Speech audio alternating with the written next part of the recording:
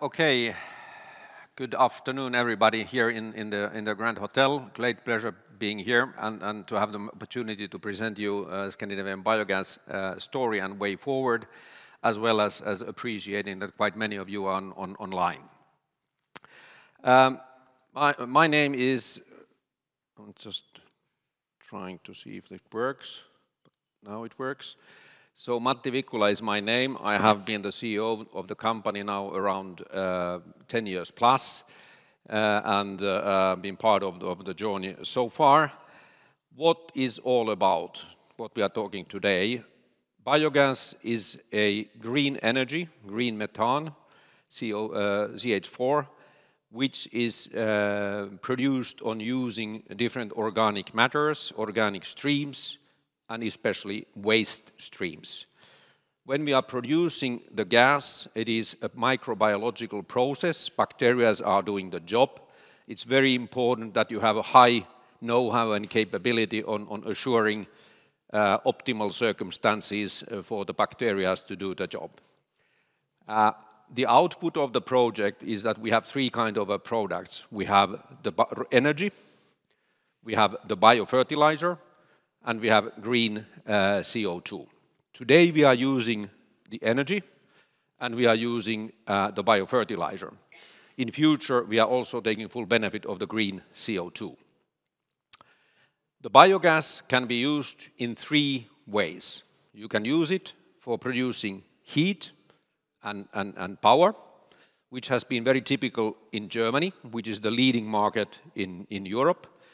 You can upgrade the gas, clean it, and you can use it as a vehicle gas, which has been very typical here in Sweden.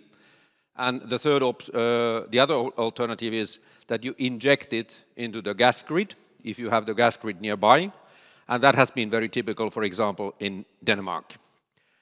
The third way of using the biogas is to liquefy the upgraded biogas, so it becomes bio-LNG, a comparable product with LNG, which offers much better opportunities to transport the biogas and the energy, and as well offers new customer segments to start using it. So this is the frame for biogas and biogas industry as a whole. Last year was a game-changing year for us as an industry in Europe.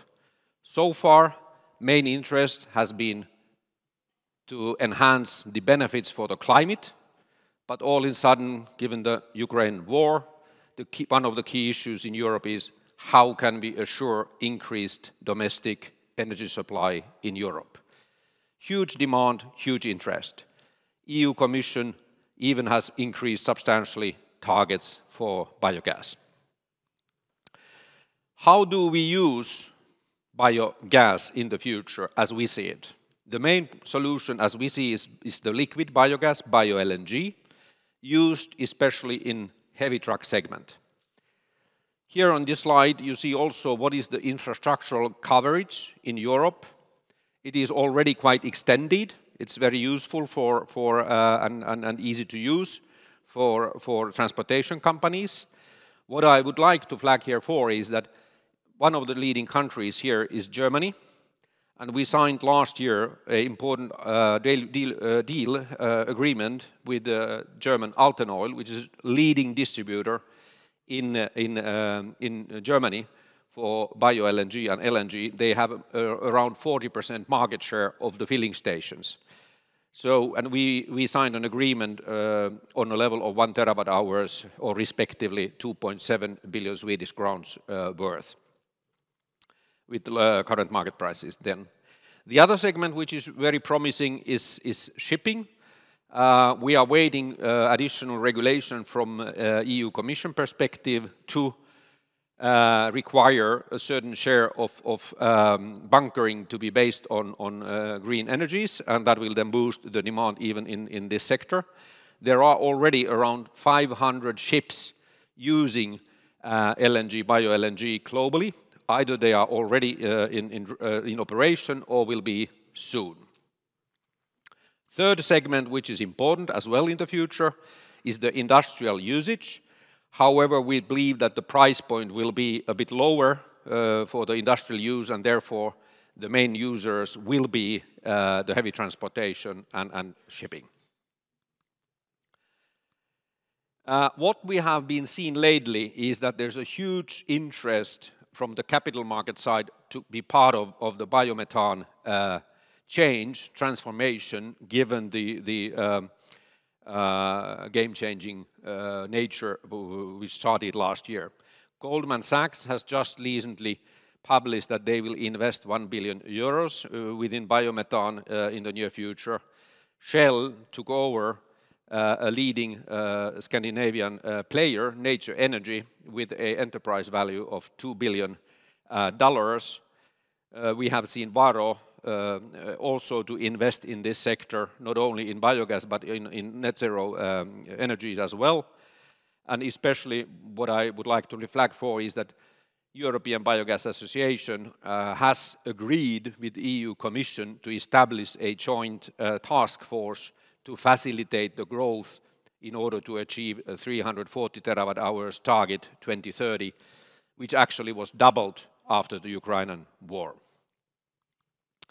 What about us? At the end of last year, we had an order book on a level of 2.4 terawatt hours. You can compare it with last year's production level, which was a bit less than 400 gigawatt hours. So it's given last year's volumes, it's like on a level of six years need or supplies. Last year we also confirmed our long-term targets to grow from a bit less than around 400 gigawatt hours to 3,000 gigawatt hours, 3 terawatt hours 2030 production capacity, and have a target to achieve 2026 1.2 terawatt hours volume. That implies that we are now in a very strong growth phase, looking for new growth opportunities, and we established last year a growth-oriented organization in order to enhance the growth in the Northern European markets, which we define as our home market, Nordics, Germany, Benelux and Poland included. Pipeline is very well aligned, and what I would like then especially to highlight is that this game-changing year, last year, also boosted the prices, the selling prices of our bioenergy. We see ourselves to receive a major premium on our sales prices. And on this figure you see that earlier on, as we call it, scan old, that was the price level we have been receiving so far for our biomethane in Scandinavia, around 900 Swedish crowns per megawatt hour. But now, given the change, we see that we get a 50%, 100% premium, so the prices in the new agreements are on a level of 1,400, 1,800 SEK per megawatt hour. And even then in the German transport sector, we have an even higher price given this Altenöl agreement. We can achieve a price level on a level of 2,700 Swedish crowns per megawatt hour. However, we'll point out that majority of this is based on green certificates and minority is based on the energy itself. What is worth noting that in the old world, our agreements were long-term agreements, fixed prices, annual indexation. Now the new agreements are much more dynamic, so there is a upside and downside. We are having a leverage and positive leverage on when price is going up, but also have some impact when it's going down. In a way, we are sharing the benefit with our distributors and customers. And the graph itself is showing how the transformation is going from the old agreements to the new agreements within the forthcoming months and years. And as you can see that during the second half, when part of our renegotiated agreements are in use, as well as we will start deliveries of bio-LNG from our facility here in Stockholm region in Södertörn. So during the second half of this year, the new prices will have say around 30% share of our supplies. This is very important transformation, and is substantially going to impact our profitability, and is very vital to assess when assessing how the profitability of the company is developing. We have also ongoing negotiations with the existing agreements in order to adjust them according to the market circumstances. A couple of words on the full annual level, 2022. Our supplies last year were somewhat lower than year before due to the fact that the turmoil in the market also boosted some cost for some raw materials. We were forced to not to continue using glycerin due to the price, and we were not able to put that price on customer side, so we reduced volumes. Besides of the 1 terawatt-hour agreement with Alten, we were also able to sign an agreement with a Scandinavian Nordic energy distributor for transportation sector on a level of 300 gigawatt hours. We are very pleased to have a very positive and good pipeline for our growth. Last year also, from the Swedish perspective, it was an interesting decision by the EU Tribunal. Sweden was granted a tax benefit for biogas for 10 years. It was appealed, and the Tribunal decision was that it was with reason, and now that has not been appealed neither from EU perspective or Swedish government perspective, and that means that biogas is now has the obligation to pay energy tax in Sweden, and the implication for that will be that for certain customers the energy prices when using biogas will go slightly up and probably will have some impact in terms of volumes. From our side, we are not that worried on the volumes given the fact that we are able to produce bio-LNG, and we have the opportunity to even export it in case the volumes would get lower here in our home market. Just a couple of points of the last year, or Q4 last year. The most important point was that we are aiming to grow pretty fast. We made an important investment decision at the end of the year. So here in Sweden, we have already started investing in Mönsterås for a large-scale biogas facility on a level of 120 gigawatt hours. It is a very important milestone given the fact that it's in cooperation with the local farmers. They are co-owners in the project, and they are long-term suppliers of their raw material in terms of manure and other side products from agricultural sector. This is very important because the future growth is based on this kind of a standardization, this kind of a business model, this kind of a feedstock for the additional facilities to come. We also finalized during the last year a share issue on a level of 330 million Swedish crowns around. Consequence of that was that the 4 largest shareholders own now 70% of the company. Largest shareholder being Aneo from Norway. They own a bit more than 1/3. The second one is ST1, Finnish energy distributor. They jointly have around 50% stake of the company. Our volumes have been, during the last years, sales volumes pretty stable. However, the profitability last year we were not at all pleased with. One of the facts was that during the first half, the production subsidy, which we have had here in Sweden, we didn't have the possibility to get it due to administrative reasons from the government side. And then during the fourth quarter, we had very high electricity prices, and that impacted our business and operations in those regions where we had not full hedging. There we had also some extra cost in when commissioning our facility in Norway, as we call Skogn 2 at that facility. Cash flow-wise, operative cash flow lower. At the end of the year, the net cash was 560 million crowns. The use of funds is mainly allocated to growth as we are growing very fast with 3 projects ongoing. And this is showing the net debt position around 108 million Swedish net debt without leasing agreements.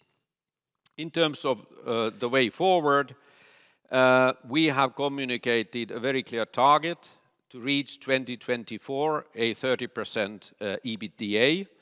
This is driven by volume increase by at least 30% when comparing 24-22. We see that the average sales price is increasing at least 40% for the same period. We also see that there is a certain cost increase in feedstock and other raw materials. However, the increase is lower per gigawatt hour much lower than the sales price increase. Altogether, we see ourselves to be able to deliver a positive before tax result when our Stockholm LBG project is commissioned. We started this summer, forthcoming summer, and as well as the Mönsterås project is commissioned, which we are planning to start next year, second half. And for both projects, we have received a reasonable volume. This is the summary of the growth project which we are now already working with, and they are progressing well. I don't go into those details, but as a last slide, I would like to flag for this production capacity targets. As I mentioned, we are aiming to reach 1.2 terawatt hours 2026, and implying that we will additionally make investment decisions around for 4 projects in the same size as Mönsterås. Total investment budget in the range of 3 billion Swedish crowns or 300 million euros. That is something which we are now actively working with, as the ambition is to make those decisions before the end of next year, and also to assure the financing with current shareholders, with new shareholders, and with our financing partners. This year, and this is more or less the view how the company could look like after all these investments, the coverage in the Northern European area. Final word is related to this year. As I mentioned, we are in a transition with our share prices, with the new agreements. We are improving the profitability based on those agreements, as well as the bio-LNG production in Södertörn, which is to be commissioned. However, the first half is a bit challenging due to the fact that the index model we have in our agreements is hitting us more on the cost side, and we are getting on the benefit side. So overall, thank you very much. Ready for your questions, and we are working actively to contribute in the energy security as well as the green transition. Thank you. Thank you very much, Matti. You are, like all companies, very much in the hands of policymakers. And of course, we have the discussion that I asked one of the previous speakers about the biomass directive, of course. How is this affecting you? And also the discussion of changing the reduction flight in terms of how we mix the fuels. Yeah, of course, the biogas directive is very much impacting on which kind of, raw materials we can use with the favorable CO2 profile. But overall, we are very well equipped that, and we think that it's benefiting the overall industry. What we are a bit concerned is that the administrative processes will be quite extensive. And how about the mixing in the fuels, the reduction directive? Of course, there's a Swedish discussion. We all know about this one, but there's also a changing of the percentage from an EU perspective. EU perspective, yes. I mean, the fact is that in the EU, the regulation is very fragmented for green energy. Each of the member countries have their own regulation, and it's taking quite a lot of time in order to follow it. I think that if we would have a unified approach, and if we would have a unified approach on assuring a certain kind of mixing share in the energy portfolio, it would be quite easy for all of us to understand how it works. That might just be in place. You don't know. Let's see. But let's hope for it, because yes, it will and for sure facilitate the transition faster. Would do so. Well, thank you very much for your presentation, and best of luck. Thank you very much. Thank you.